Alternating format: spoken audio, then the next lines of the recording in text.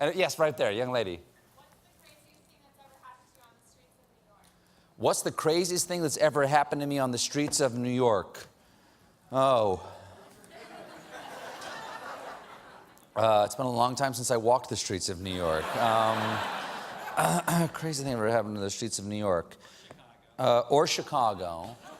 I'll tell you, this isn't the streets of, I'm sorry, but this is one of the craziest things that ever happened to me. It's not the streets of New York. It's actually in Arizona. And I'm sorry, I'm going to ignore your question.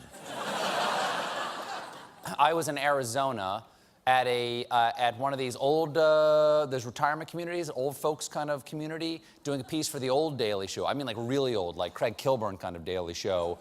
And we were doing this thing called Old Cops, because it was people average age of 85 who were riding with the police in the community, gave them something to do, got them involved in the community, and they'd go out there and they'd ride around with the cops. And I'm out with a lot of old people, and we're doing it like cops, you know? And while I'm waiting for a couple of very old men to measure off an accident scene with tape, I'm leaning against a wall at this retirement community, and an old man's leaning across the wall next to me. And I'm leaning back like this, and he's about John from me. I look over, I said hi. I kind of like the cut of his jib. I kind of liked him. And I just went over and said, oh, I have to talk to this guy, see what's going on here. We started talking. Oh, where are you from? Where'd you go? He mentioned that for some reason, he mentioned he went to Holy Cross. And I said, when did you graduate from Holy Cross? He goes, 1942. And I said, did you know Jim Colbert? That's my dad. And he goes, Jim Colbert? Why, we double dated to the senior dance.